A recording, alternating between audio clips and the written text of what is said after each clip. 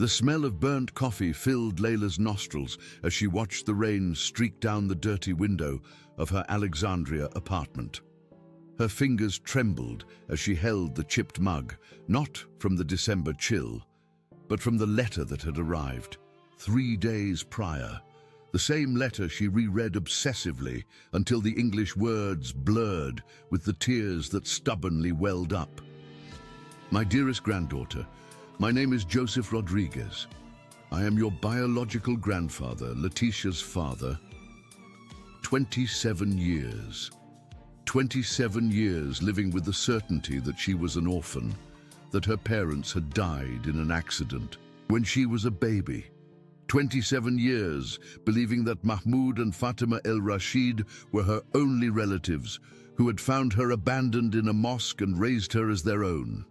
Now, faced with that letter, yellowed by time and desert dust, everything crumbled like a sandcastle.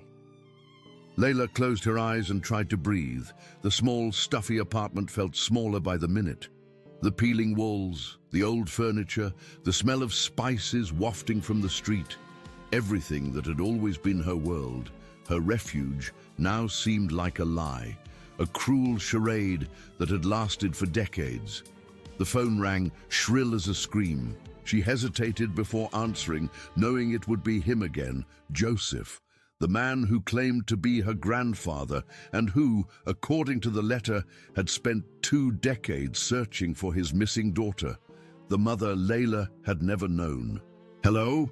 Her voice was hoarse, burdened by an exhaustion that seemed to come from far beyond 3 sleepless nights. "Layla, my dear." The voice on the other end of the ocean carried a distinct Brazilian accent, mixed with a raw emotion that made her heart race. "Did you read my letter?" "I did." She swallowed hard. "But I don't understand. My parents told me they lied to you." The words cut through the air like knives. "Not out of malice, perhaps, but they lied. Layla, I have proof. I have the doll your mother made for you. I have her journals. I have—" "Stop!" Layla squeezed her eyes shut. "This is crazy.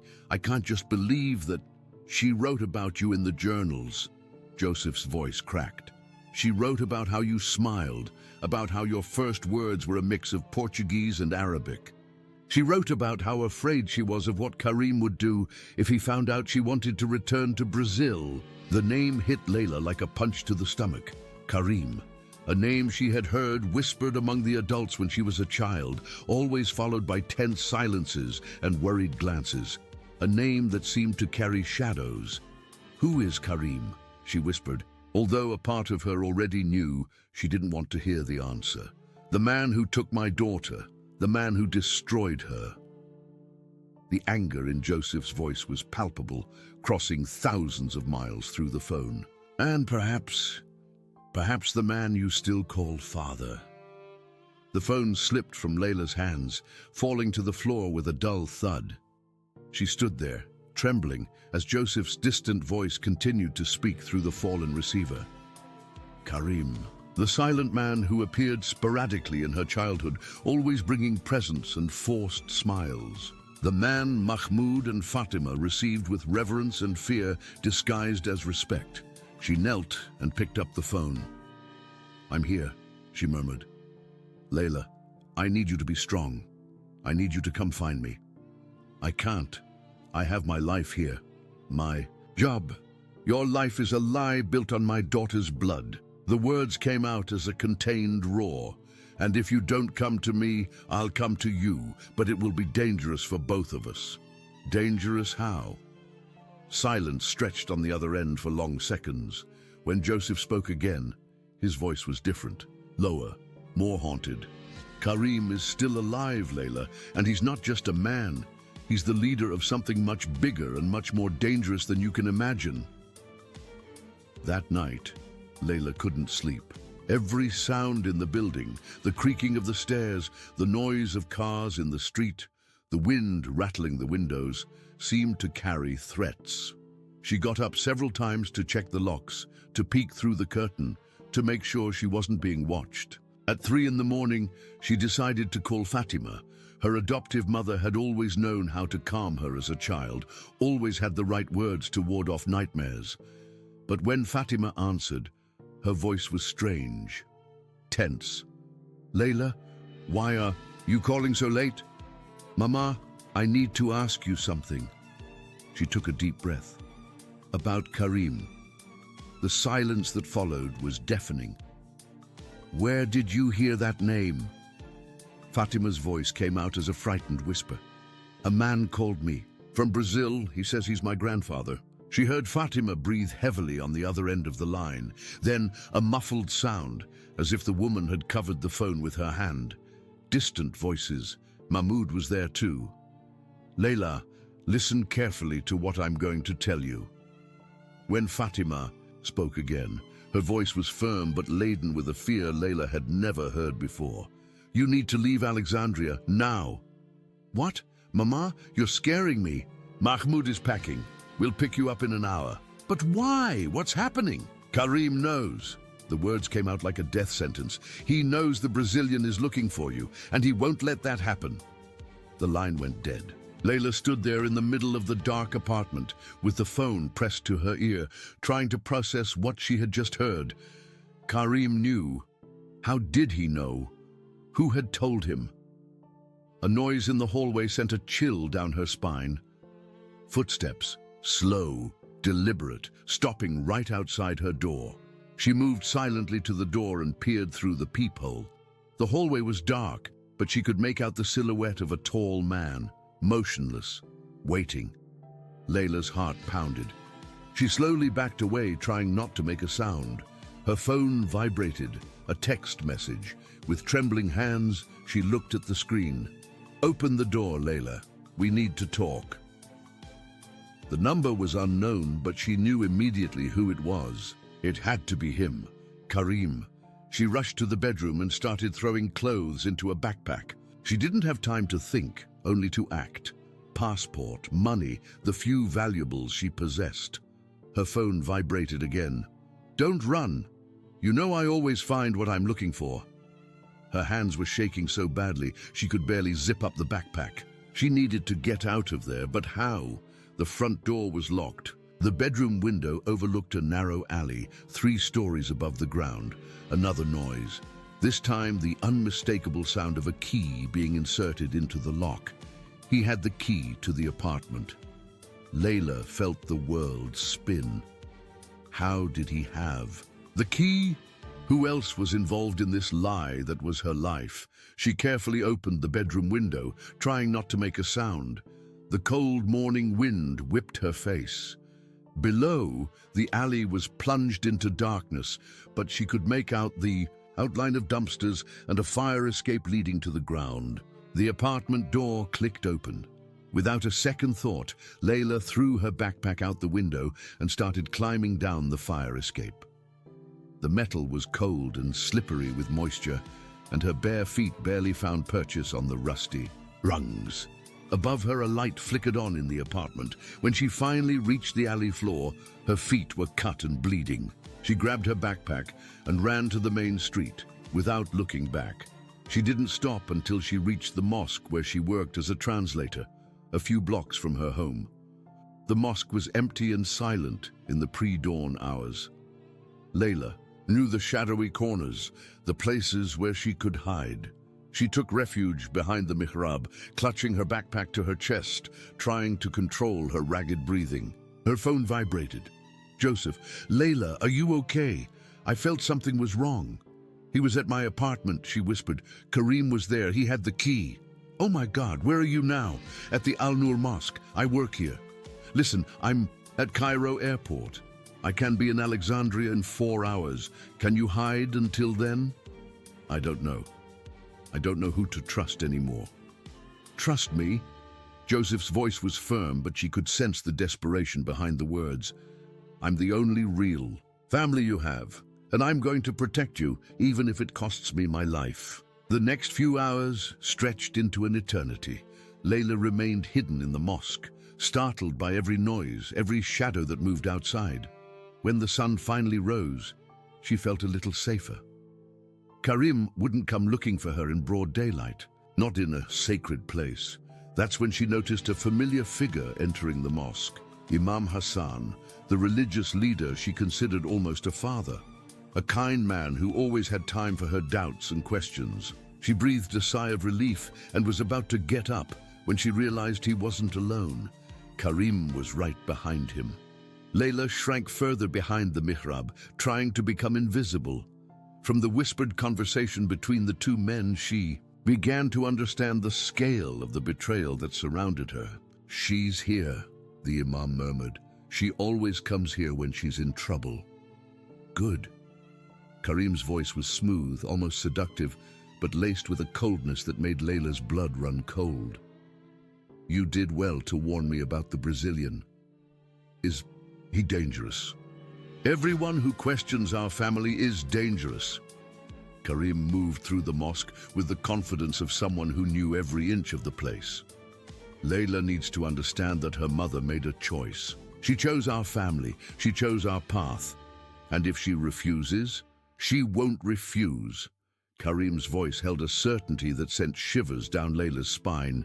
She's Leticia's daughter. She has the same blood, the same thirst for meaning, the same need to belong to something greater. Layla closed her eyes, trying to process what she was hearing. Her mother hadn't died in an accident. She had chosen to stay with these people. But why? And what did our family mean? "The ritual is scheduled for tonight," Karim continued. "In the sacred place. She will be introduced to the others as she should have been years ago. What if the Brazilian shows up?" "He will show up." Karim chuckled softly, a sound that held no humor. Men like him are predictable. They'll go to the ends of the earth for those they love. But the desert has ways of dealing with intruders. Layla felt nauseous. Ritual. Sacred place. The words danced in her mind, creating disturbing images. What kind of family was this? What kind of ritual? The two men continued talking for a few more minutes before leaving the mosque. Layla waited an eternity before moving, but when she finally emerged from her hiding place, her legs could barely support her. She needed to warn Joseph. She needed to stop him from coming. But when she reached for her phone, she realized it was dead. That's when she saw the figure at the entrance of the mosque. A woman wearing a niqab, only her eyes visible. Eyes that Layla recognized immediately. "Fatima?" The woman approached slowly, and when she was close enough, lowered her veil.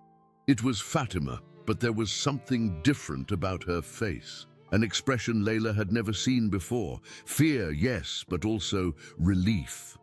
"Layla, my daughter," Fatima held out her hands. "We need to talk." "You knew." It wasn't a question. "You always knew who I was." Fatima nodded slowly. "Yes, I knew." "Why did you lie to me?" "To protect you." Fatima looked around, checking if they were alone. "Your mother, Leticia. She begged us to protect you. She gave you to us when she realized she couldn't escape." "Escape what?" "The Brotherhood." Fatima whispered the word as if it were blasphemy. "Karim isn't just a man, Layla. He's the leader of an ancient sect, one that's existed for centuries. They believe they can achieve immortality through specific rituals using chosen people." "Chosen people?" "Young women of pure blood. Women like your mother. Like you." The world spun around Layla. She leaned against one of the mosque's columns, trying not to faint. "My mother. What happened to her?" Fatima closed her eyes, as if the question caused physical pain. "She died during the ritual. They said it was an honor, that she became part of something eternal, but I saw the wounds, Layla. I saw what they did to her. Why didn't you tell me? Why did you let me grow up without knowing?" "Because Karim believed you had died too. A baby doesn't survive the rituals." Fatima touched Layla's face tenderly. "But you were strong. You survived. and we lied to him, told him you had died. We created a new identity for you, a new life. But he found out. The Brazilian made a lot of noise searching for you both. Karim has contacts everywhere. It was only a matter of time. Layla felt tears burning her eyes. What does he want from me? To finish what he started with your mother. Fatima held her hands. But I won't let that happen. Mahmoud is waiting with the car. We're going to get you out of the country. And Joseph. Joseph is walking into a trap. Karim is using you as bait. It was then that Layla made a decision that would change everything. Instead of running away, she would stay. She would find Joseph, and together they would confront Karim. She couldn't continue living a lie. She couldn't let more people die because of her. Where is the ritual? She asked, surprising Fatima. Layla, no, you can't. Where? Fatima hesitated, then sighed in defeat. At the Siwa Oasis. There are ancient ruins there, a temple they've used for generations. But it's an hours-long trip through the desert, and I'm going. It's suicide. Maybe. Layla stood up, feeling a new strength growing inside her. But I can't run from the truth anymore, and I can't let Joseph face this alone. When Fatima realized she couldn't dissuade her, she did something that surprised Layla. She pulled a small dagger from inside her niqab and handed it to her. Your mother gave this to me, she said. She asked me to give it to you when the time came. The dagger was beautiful, with a silver handle and small inlaid stones. But when Layla held it, she felt more than its beauty. She felt a connection, as if the weapon carried her mother's memories. There's one more thing, Fatima continued. Your mother left a message. She said that if you ever decided to confront Karim, you should look for the desert stone. It's the source of his power. Without it, he's just a man. Where is this stone? In the center of the temple. But Layla... Fatima held her shoulders tightly. Your mother also said that the stone demands a price. It always demands a price. 2 hours later, Layla was on a bus heading into the desert with the dagger hidden in her backpack and her phone finally charged. She had managed to speak with Joseph and, as she expected, he refused to give up. They would meet in Siwa at sunset. As the urban landscape of Alexandria gave way to the vastness of the desert, Layla tried to process everything she had discovered. Her entire life had been a lie built to protect her from an even more terrible truth. Her mother hadn't been a naive young woman who fell in love with a foreigner. She had been a victim chosen to die in the name of an ancient and cruel belief. And now it was Layla's turn. But there was something Fatima didn't know, something Layla had discovered years ago and never told anyone. Since childhood, she had strange dreams. Dreams where she saw places she had never visited, people she had never met. Dreams where a woman with her face taught her things in a language she shouldn't know. Dreams where Leticia showed her how to destroy the desert stone. The sun was setting when Layla arrived in Siwa, painting the sky in orange hues that reflected in the crystalline waters of the oasis. The small, isolated town seemed to have come out of a story from 1001 Nights, with its adobe houses and palm trees swaying gently in the desert breeze. But beneath the beauty, Layla felt something sinister, an energy that made her hair stand on end. She found Joseph sitting in a cafe near the entrance of the town, drinking tea and nervously looking around. When he saw her, his eyes filled with tears. My God, he whispered, standing up, you're just like her. Layla hesitated for a moment before approaching. Seeing Joseph in person was different from talking to him on the phone. He was a tall man, with graying hair and tired eyes that seemed to have seen much suffering. But there was something familiar about his face, something that made her realize he was telling the truth. Did you bring the proof? She asked, trying to keep her voice steady. Joseph nodded and opened a worn backpack. From inside, he pulled out a leather-bound journal a rag doll with red hair and several yellowed photographs. Layla took the doll with trembling hands and saw the initials embroidered on its foot, LRS. Tears she didn't know she was holding back started to fall. It was real. Everything was real. "She wrote about you every day," Joseph said, opening the journal. "Want me to read some passages?" Layla nodded, unable to speak. Layla took her first steps today. Karim wasn't home, so we could celebrate in peace. She's so smart, so curious. Sometimes I look at her and see my own childhood, but I also see hope. Maybe she'll have a chance to escape this place, this life I chose, without understanding the consequences. Joseph's voice cracked. "I'm starting to understand that I can't save her and save myself." Karim talked about the upcoming ritual, about how Layla will be honored when she turns 18. "I won't let that happen. I'd rather die." "She really tried to protect me," Layla murmured. "She loved you more than her own life." Joseph closed the journal. "And now, Karim wants to finish what he started with her." "I know." Layla wiped her tears and looked around. The cafe was almost empty, but she still felt eyes on her. "We need to go to the temple." "Layla, no, it's too dangerous. Let's go. To the police, to the Brazilian consulate. They won't believe us, and even if they do, Karim has too much power here." She leaned forward. "But I know how to stop him. My mother told me."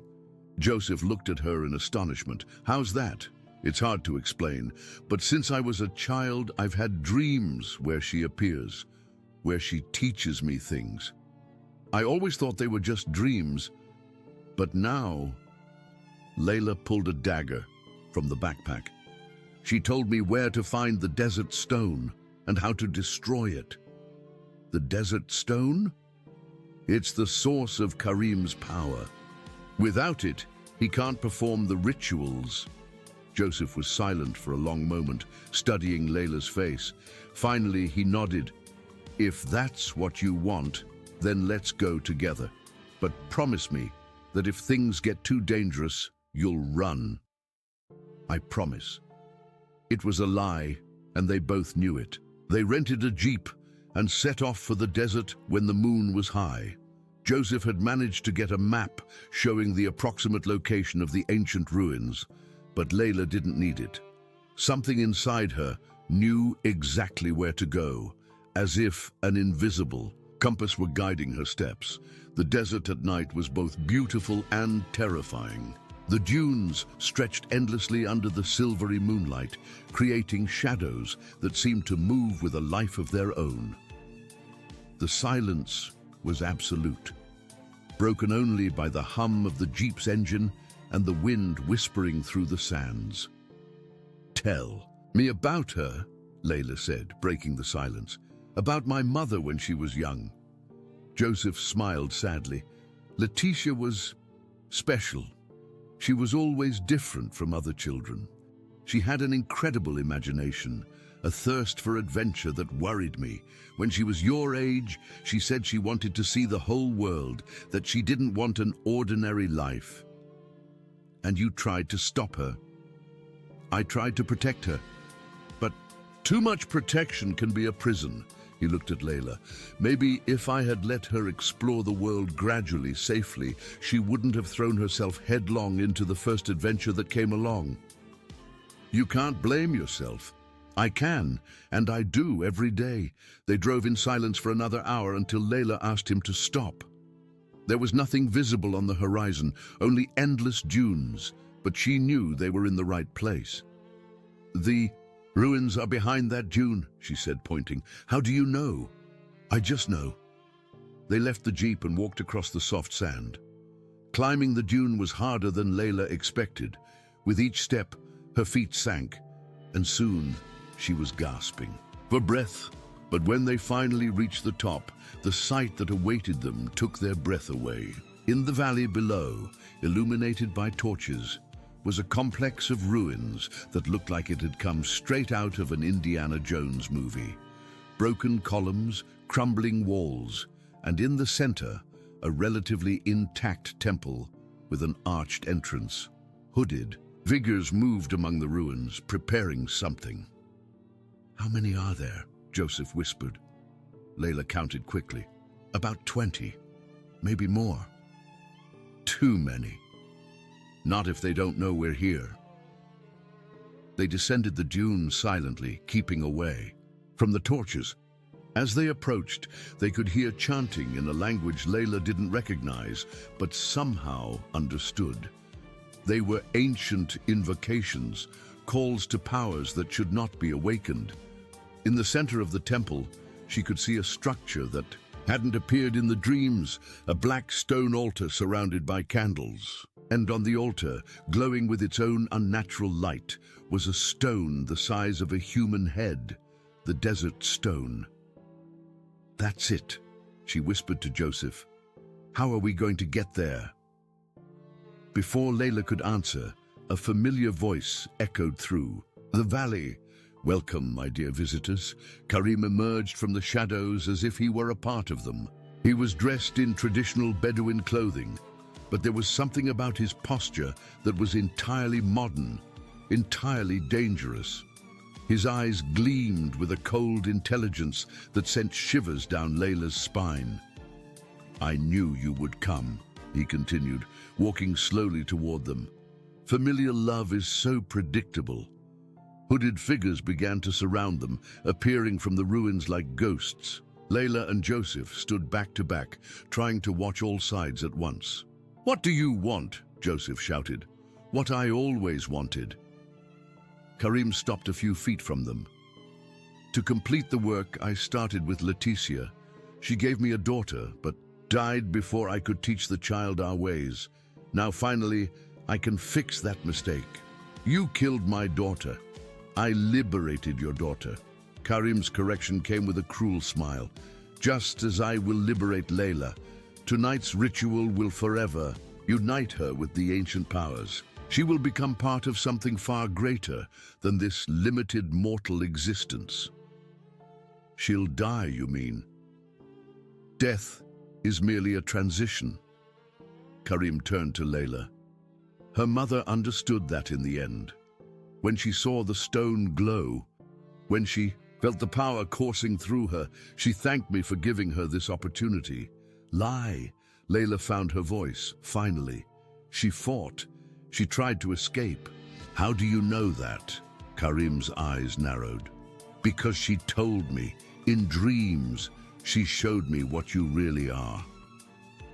For a moment, something that might have been fear flickered across Karim's eyes, but it was quickly replaced by curiosity. "Interesting, very interesting." He began to circle them like a predator. "Leticia was always special, but it seems she passed on more than just blood to you. This makes everything even more perfect." "What does that mean?" Joseph asked, but his voice sounded distant to Layla. All her focus was on the stone glowing, on the altar.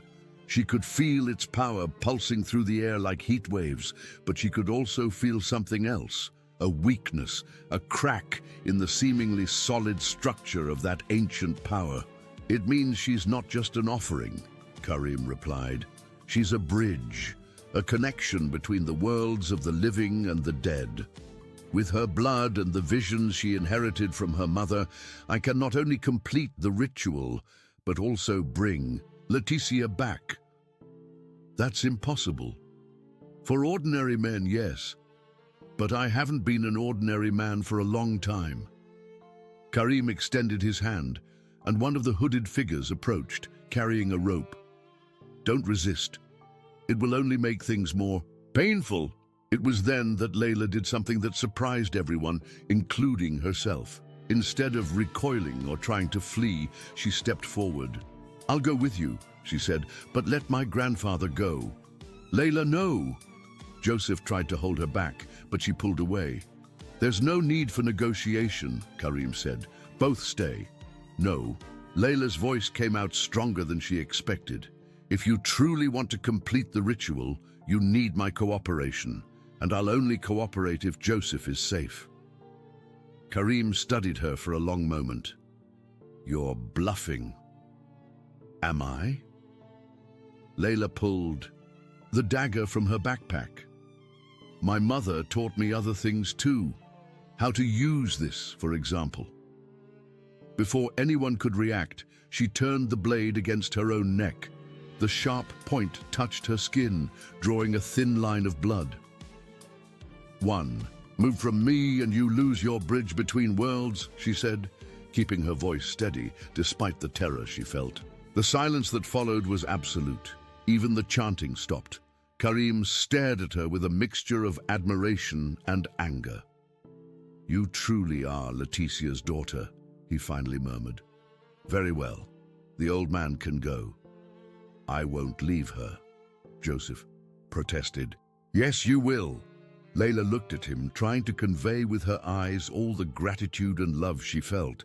Because if you don't, we'll both die, and then no one will be able to tell the world what happened here. Joseph understood. Slowly, reluctantly, he began to retreat toward the dune. Run, Layla whispered, and don't look back. As soon as Joseph disappeared into the darkness, Karim signaled to his followers, take her to the altar. Firm hands seized Layla's arms, forcing her to drop the dagger. She didn't resist, not yet. She needed to get closer to the stone before making her real move. The altar was even more impressive up close. The black stone was covered in inscriptions in a script that seemed to move in the candlelight as if the words were alive. And the desert stone, it pulsed like a heart, emanating an energy that made Layla's bones vibrate. Beautiful, isn't it? Karim positioned himself on the other side of the altar. This stone is over 3,000 years old. It was found in a pharaoh's tomb, but it's far older than Egypt itself. It's a fragment of the first power, the first magic that existed in the world. Tomb. And you use it for what? To kill innocent people? To transcend mortality. Karim touched the stone reverently. Every life that feeds the stone gives me a few more years, some more power. I've lived 7 human lives, Layla. I've seen empires rise and fall.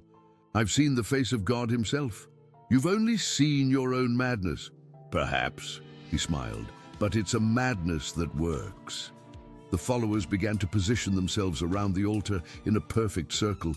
Each held a black candle, and when Karim gave the signal, they all began to chant in unison. The sound was hypnotic, almost beautiful, but there was something beneath it that made Layla's stomach churn. The ritual is simple, Karim explained as the chanting continued. Your blood will feed the stone. Your life will merge with the ancient power. And through this fusion, I will be able to call your mother back from the realm of the dead. And then, the 3 of us will be united forever. An eternal family. Layla felt bile rising in her throat. You're completely insane. Crazy as someone who's content with just one life. Just a few insignificant decades of existence. Karim picked up a ceremonial dagger from the altar, far more ornate than the one Layla had brought. Your mother understood this in the end. When she saw what I truly was, what I could offer, she stopped fighting. Lie. It's no lie.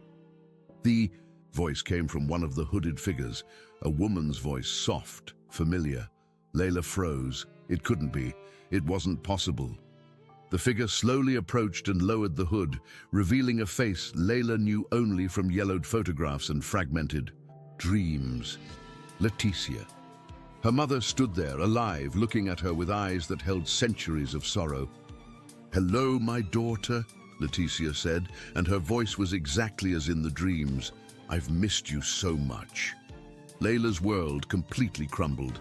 Everything she had believed in, all the anger she had felt, the entire plan she had made, everything turned to dust before that impossible sight.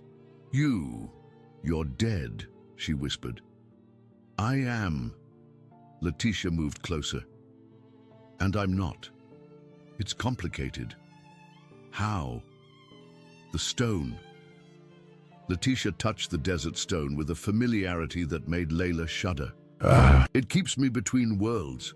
I'm not alive like you, but I'm not truly dead either. I'm a prisoner, Layla, a slave. Then why don't you fight? Why don't you escape? Because he has you. Leticia looked at Karim with pure hatred. As long as you're alive, he can use me to hurt you. And if you die... She paused, the words coming with difficulty. If you die in the ritual, we'll become part of the same prison.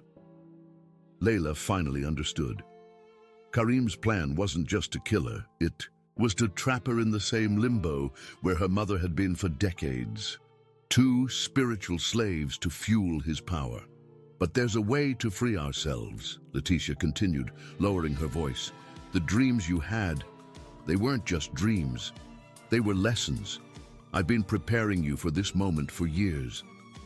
For what? To break the stone.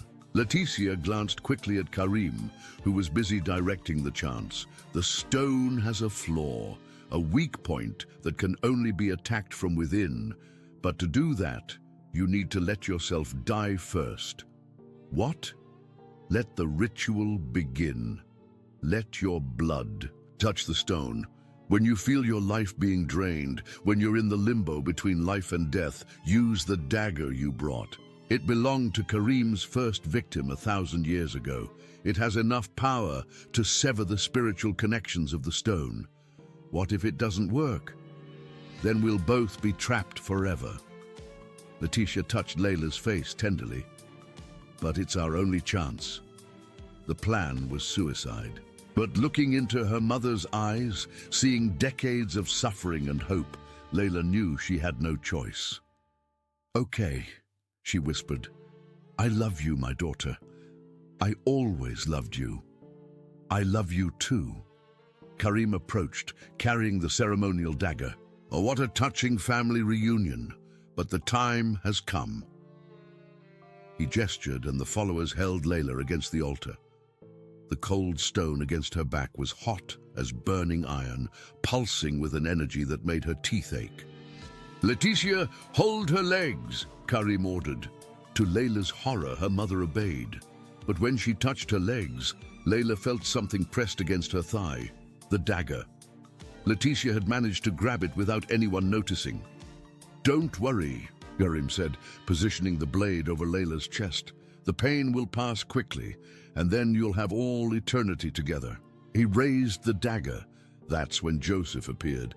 The man had returned, as Layla knew deep down he would. He couldn't simply abandon the granddaughter he'd just found. He leaped from behind a broken column, yelling like a wounded animal, and threw himself at Karim. The 2 men rolled on the ground, fighting over the dagger. The followers hesitated, confused, not knowing whether to help or continue the ritual. Now! Leticia yelled. Layla grabbed the hidden dagger and, before anyone could stop her, cut her own palm deeply. Scarlet blood dripped onto the desert. Stone. The effect was immediate. The stone shone like a miniature sun, and Layla felt her life force being sucked into it. The world began to darken, but at the same time, she could see more than ever before. She could see the lines of force connecting the stone to all the dead who had been sacrificed over the centuries. She could see her mother being kept alive by spiritual threads that held her like a puppet, and she could see the crack, the weak point Leticia had mentioned. With the last of her strength, Layla raised the ancient dagger and plunged it exactly into the center of the crack. The sound that followed was indescribable, as if the very fabric of reality was being torn. The desert stone split in 2 with a bang that echoed throughout the valley, sending shockwaves that knocked down columns and made the surrounding dunes tremble. Karim's followers screamed in agony as the powers that sustained them were abruptly cut off. Some collapsed, revealing themselves to be much older than they appeared. Others simply vanished, as if they had never really existed. Karim let out a roar of rage and despair that was anything but human. His young face began to age rapidly, decades of stolen life returning to claim him. In a matter of seconds, he transformed into a skeleton covered in dried skin. "You don't know what you've done," he hissed in a voice that was just wind. Without the stone, without the power, we'll all... He didn't finish the sentence. He crumbled into dust that was carried away by the desert breeze. Layla was dying. She could feel life draining away with her blood, but strangely, she felt no fear. She felt peace. She had broken the chain, freeing not only her mother, but hundreds of other souls trapped in that terrible limbo. "Layla?" Joseph knelt beside her, pressing cloths against the wound on her hand. "Hold on, I'm going to get you out of here." "It's all right," she whispered. "I did what I had to do." "You saved us all," a soft voice said. Layla looked up and saw Letitia approaching, but now she seemed different, more translucent, more at peace. She was no longer a spiritual prisoner. She was just a spirit, free to depart. "Will you stay?" Layla asked.